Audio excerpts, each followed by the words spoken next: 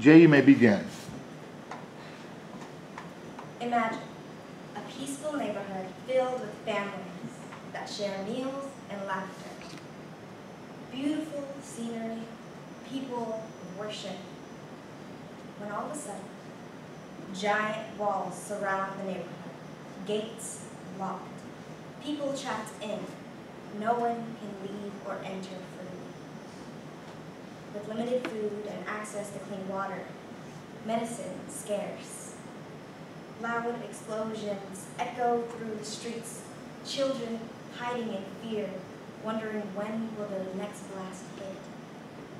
Broken down libraries, schools and hospitals leveled, places of worship destroyed.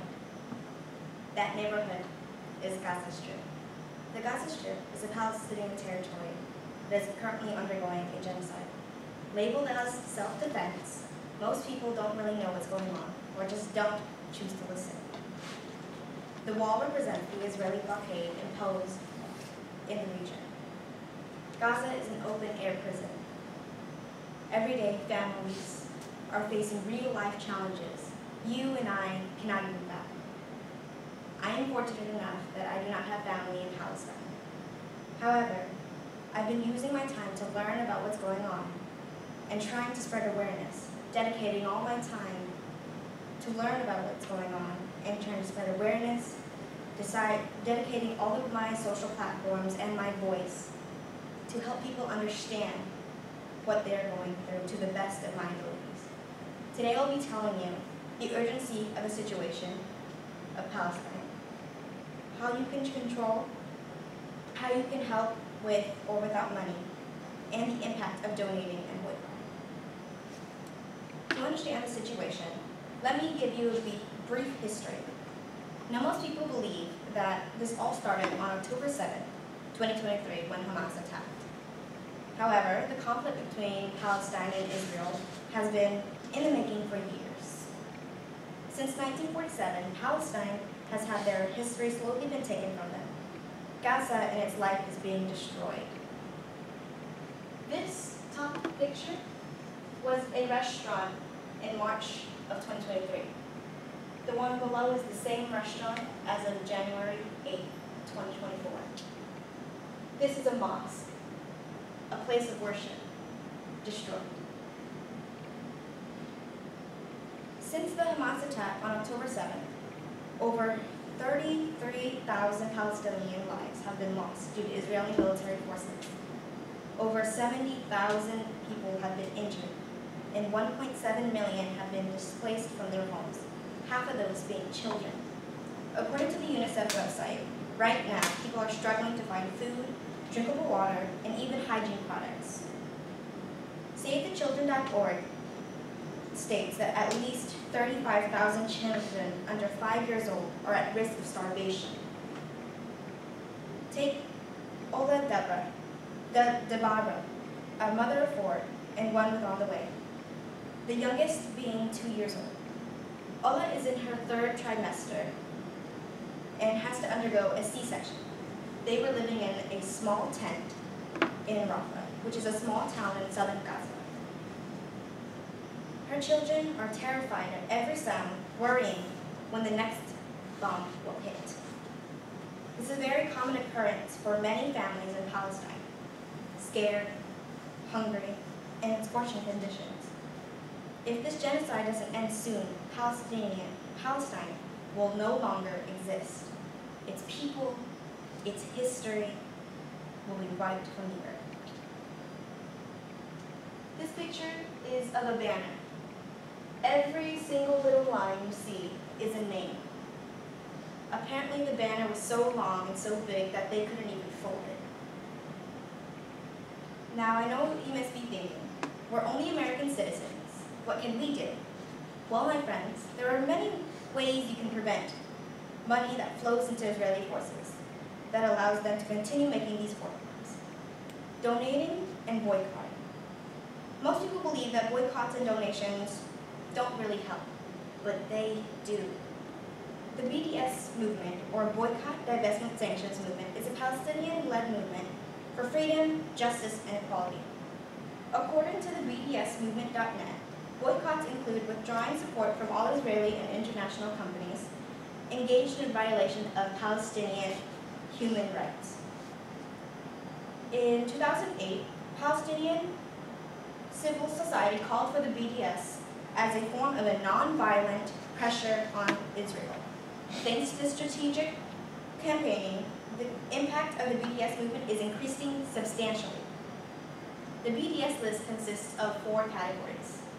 We have the consumer boycott targets, which call for complete boycott of certain brands, divestment and inclusion targets, which pressure government institutions, investment funds, etc. to exclude from pre-existing contracts and divest from Israeli institutions.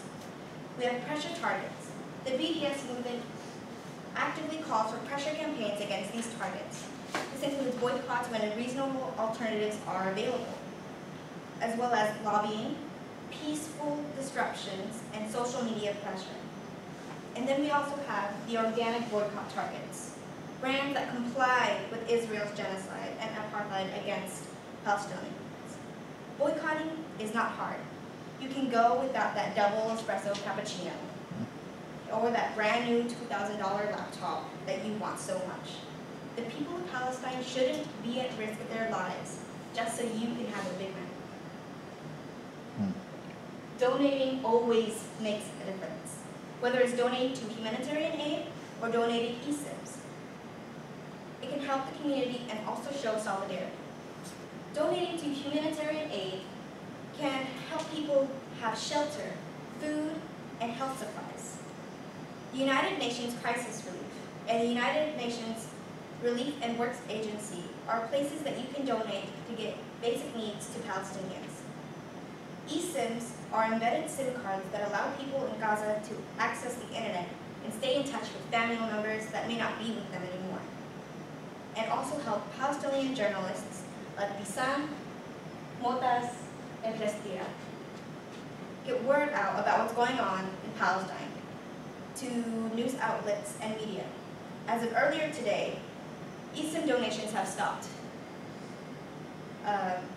coming in for half a day, and we have already lost contact with some Palestinians. You can also directly help families in Gaza through many GoFundMe pages, and projects like Operation Olive Branch are made for people to easily find places to donate to.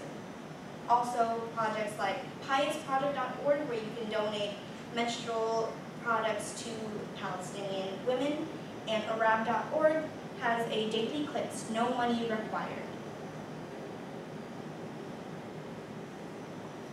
Boycotts and donations have a huge impact and can help immensely. For example, Starbucks and McDonald's have ongoing boycotts right now. Starbucks has lost over $11 billion in market value as of December 7th. That number may be bigger now, but think about it. A multi-billion-dollar company losing $11 billion due to just boycotts. And McDonald's has had a $7 billion loss in support over Israel. Do you remember Ola from earlier? Well, as of earlier this month, April 6, 2004, her and her family were able to get across the border safely. People donated as little as $5 to as big as $3,000 just to get her and her girls to cross the border, pay for her surgery, and an apartment where they can stay. Can you believe that? People really have the power, but just some choose not to use it. They choose not to listen. Every one of you in this room has the power to speak up. Use your voice to amplify those of Palestinians. Today I've told you the story of the modern-day genocide that we are experiencing, how you can help Palestine, even from here in Corpus, through boycotting and donating, and their impact. If we work towards this, we can free Palestine of their open-air prison. Please do your part. Learn and educate yourself. Go to rallies and solidarity events. And please, most importantly, boycott and donate. I urge you to go out and spread the word. Tell your friends, tell your family, tell the world that you stand in solidarity with Palestine. Call representatives, and hopefully, one day, from the river to the sea, Palestine will be free. And if you can't do it for you, do it for the children.